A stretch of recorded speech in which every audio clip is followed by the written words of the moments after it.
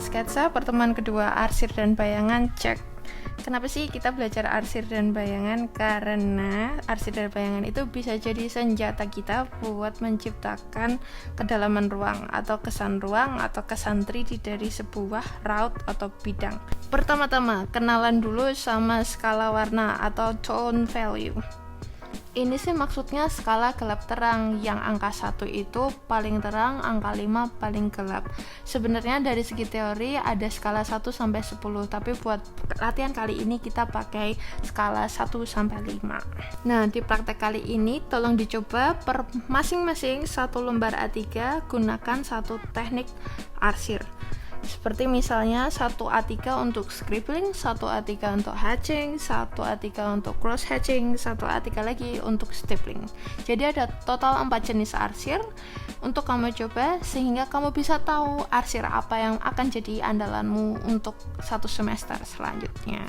Oke, dimulai dari outline-nya dulu ya. Kita buat value chart-nya dulu dari 1 sampai 5, lalu kubus, lalu raut lingkaran untuk menggambar bola pecel, lalu menggambar pita, kemudian diikuti limas, koin, kerucut dari tambah atas sehingga dia berbentuk lingkaran.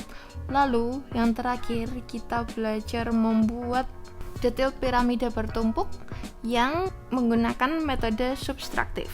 Nah, ini caranya kita gambar dulu masa yang lebih besarnya, yaitu bentuk piramida, lalu baru kita pilih satu bidang, lalu kemudian kita bagi-bagi menjadi bagian lebih kecil, lalu proyeksikan ketebalannya di bidang yang terkait, lalu kita eliminasi beberapa garis, lalu beri ketebalan. Simpelnya sih, kerjakan gambaran umumnya dulu, baru deh kita kasih detailnya nanti. Cara ini bakal dipakai di langkah-langkah selanjutnya menggambar raut di pertemuan kita minggu depan. Oke deh, praktek aja yuk. Sekarang skala nomor 2 itu skala gelap paling terang, lalu 3, 4, 5, mulai deh ke tahap-tahap yang lebih gelap. Nah, sekarang kita praktekkan cheat sheet yang sudah ditampilkan di awal video tadi untuk diarsir ke gambar yang sudah kita buat ini tadi. Latihan ini berguna untuk melatih logika gelap terang buat kamu yang belum kebiasa menggambarkan gelap terang dengan arsir. Yuk sekarang kita latihan logika bayangan. Ini cara membentuk bayangan pada sebuah geometri kubus. Perlu diingat ini cara lebih mudahnya dalam konteks cahaya diffuse ya. Cara ini pakai asumsi kalau sinar itu datangnya dari arah yang sama karena sumbernya jauh tetapi sinarnya rata. Pertama-tama yang paling penting adalah kamu harus memutuskan besarnya sudut kedatangan cahaya. Lalu kamu menarik garis tersebut ke alas yang di situ digambarkan di warna hijau. Setelah kamu mengetahui sudutnya, kamu perlu mengetahui titik-titik terluar mana aja yang perlu diproyeksikan untuk menentukan lokasi bayangan.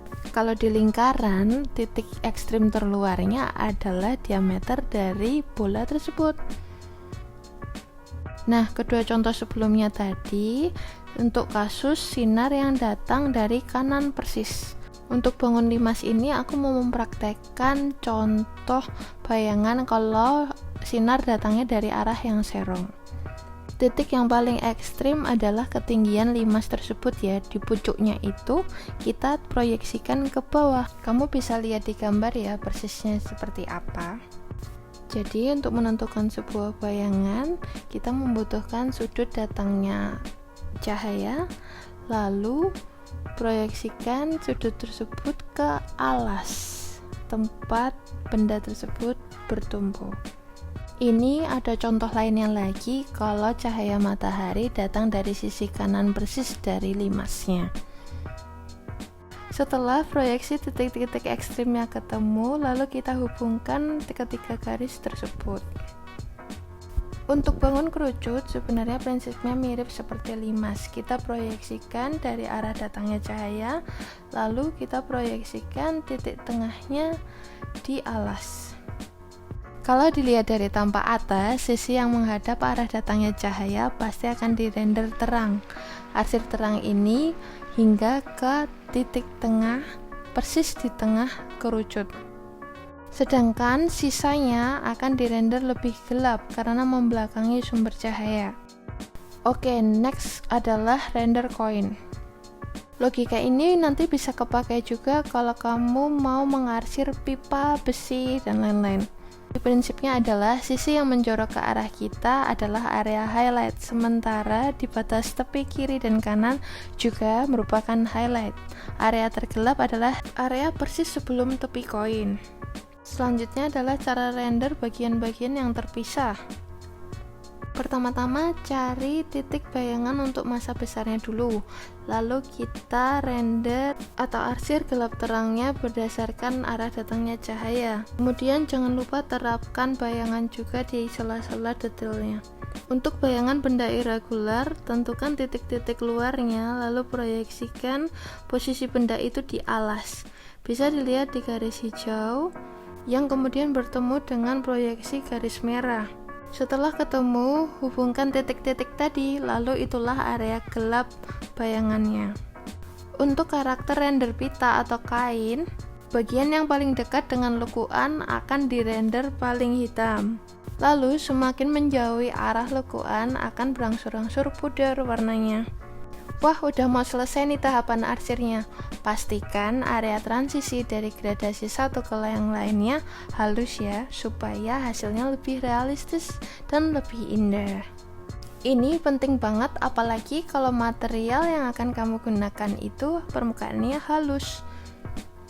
Transisi yang kontras bisa jadi disalahartikan sebagai permukaan yang curam atau sudut yang tajam. Otak akan memproses bagian ini menjadi batas yang jelas. Oke, selamat praktek arsir tebal tipis dan selamat menemukan arsir yang paling kamu sukai ya. Sampai ketemu di pertemuan selanjutnya. Dah.